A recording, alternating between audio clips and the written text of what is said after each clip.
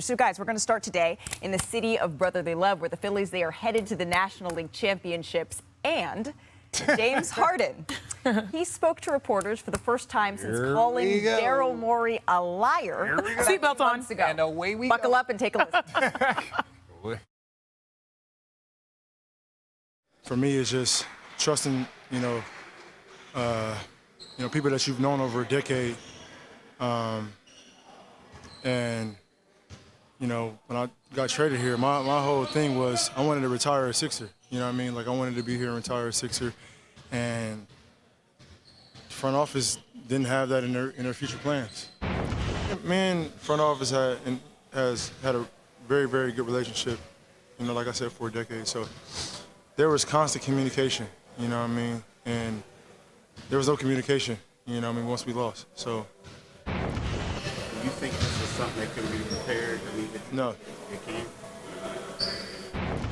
When you, and this is not even about this situation, this is in life. Like, when you lose trust in someone, you know what I mean? It's like a marriage. Like, you lose trust in someone, it's like hot, you know what I mean? So, it's pretty simple.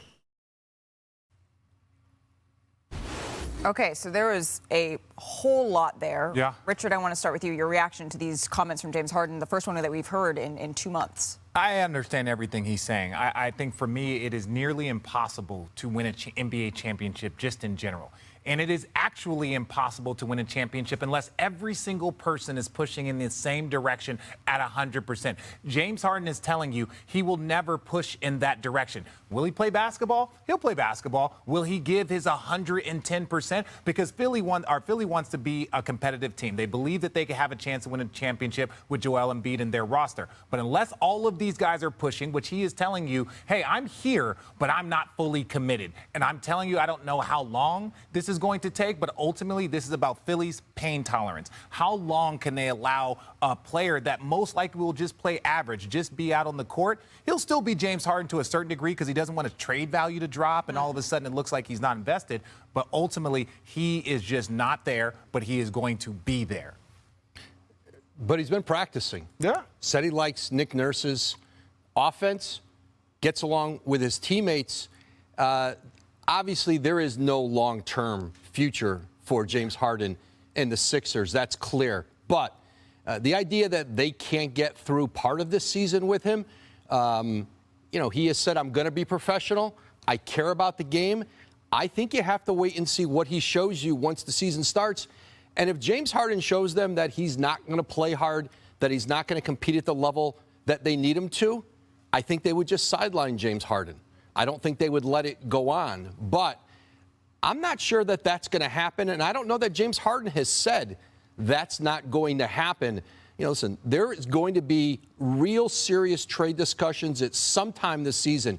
It is just hard to do them in this league in the preseason. You're right, Woj. He hasn't said it and he hasn't showed it yet, but we all are still holding our breaths. And Richard, I know you talked about pain tolerance. That's what you heard. What I actually heard was a little bit of timeline. He tried to explain what his position was, especially after the loss. And I find it very interesting that after Philly losses, there are problems. And we do see those internal bubbles coming to fruition and then bursting, meaning a couple years ago, we saw the loss. Ben Simmons was the problem, right? Once again, he just said, hey, I've had decades worth of communication with someone, and then all of a sudden after a loss, yes, we all know. I mean, he didn't say the name, but we can say it. Talking about Daryl Morey. But then after the loss, radio silence. At least that's what it seemed like he intimated in some degree. And so that timeline, I think he was trying to share that there was a switch up here that affected me, and this is I guess there was distrust built from that, and this is where we are today. Well, speaking of timeline, right? We've talked about what are the deadlines that we are hitting in terms of seeing if we get to this critical point. The next deadline, where we're at now, is when are we going to see James Harden play in a preseason game or in a game at all? Because we have not seen that yet. He addressed when he expects to suit up today. I'm still ramping up, you know what I mean? Like, I'm still ramping up, trying to get myself in the best shape. I feel really, really good, you know what I mean? But there's another level I feel like I can get to and that I am going to get to. So I'm sure there's, I think, one more preseason game after that. So I'll still. 2 now. No, after, yeah. So I'll ramp it up and try to play the last one just to get myself in game situations and get used to the physicality of, defenders bumping you or whatnot, the speed, the tempo, all that good stuff. So I think we got a good plan in place. Listen, guys, there are a lot of players in the NBA who do not have good relationships with management. There are players who are in the last year of their deal, like James Harden, and there's players with multiple years on this deal at the money they wanted. You don't have to have a great relationship with your president of your team or any relationship with him. You don't play with him. And so while this is more high profile because of the history of James Harden and Daryl Morey, the fact that in a lot of ways these two really helped to make each other. Daryl Morey trades for him in Oklahoma City, where he's a sixth man of the year, and turned him to a scoring champion, into an MVP in Houston. And he didn't turn him into that. James Harden did that, but certainly there was an environment there built around James Harden, traded for him again from Philly to Brooklyn. But listen, there again does not have to be any kind of a relationship for him to play, be professional, do his job, and wait to either be traded or to become a free agent and sign somewhere else next year. Sure, and we could see this continue to pop up in this new CBA with aging players not necessarily getting these same huge contracts that we have seen historically. But the relationship part, absolutely true. But you got to get on the floor. I do want to bring Zach Lowe, Kendrick Perkins into this conversation because, Zach, this was the thing that you have been watching. When is James Harden going to suit up? After what you heard today, do you feel better or worse about the situation in Philadelphia? About the same. And these are just words, and the words he said confirmed what we already knew. The relationship is broken. He's mad that there was no communication ahead of free agency and when free agency was beginning. That's what he's mad about. We know that. The words are words. I want to see it on the court. Woj just talked about how there have been other unhappy players before. Other guys in the last year of their contracts, they show up, they play.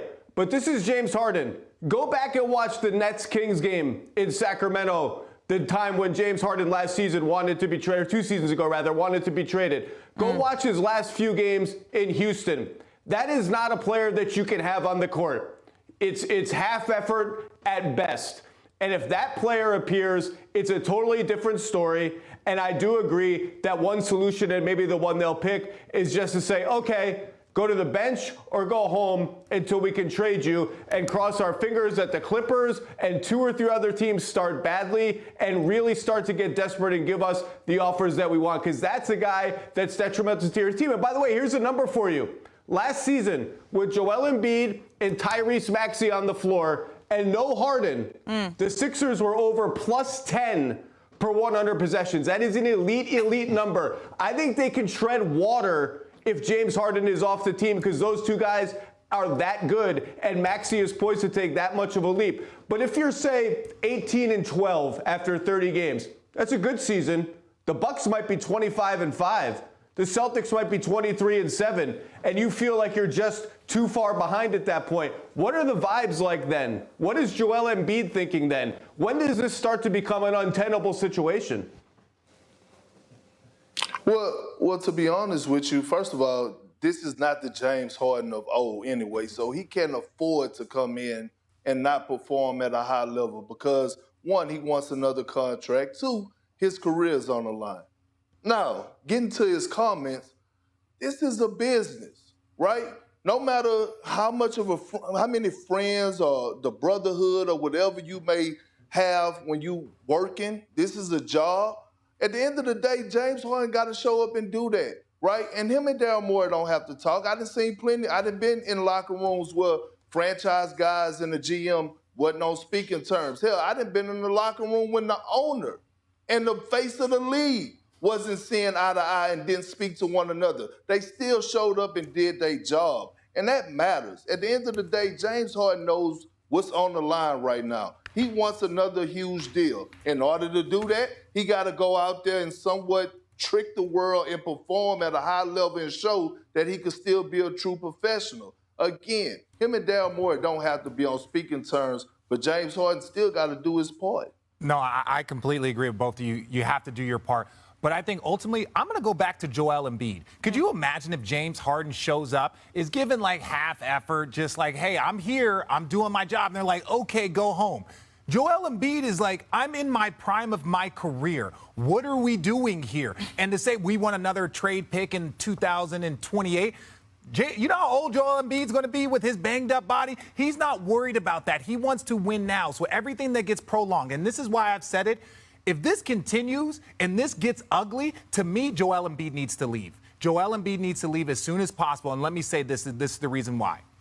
You look at the Ben Simmons. You look at picking, Tobias Harris over Jimmy Butler. You look, and all of these things were not Daryl Morey, but if you look at all of the things that the 76ers organization has done over the tenure of Joel Embiid, and if this doesn't get handled quickly and in the best way possible, I'm sorry. They have not taken care of Joel Embiid the same way that the Milwaukee Bucks have taken care of Giannis. And I'm looking around like there's got to be more stable franchises here than what's going on in Philly the last 5 or 6 years.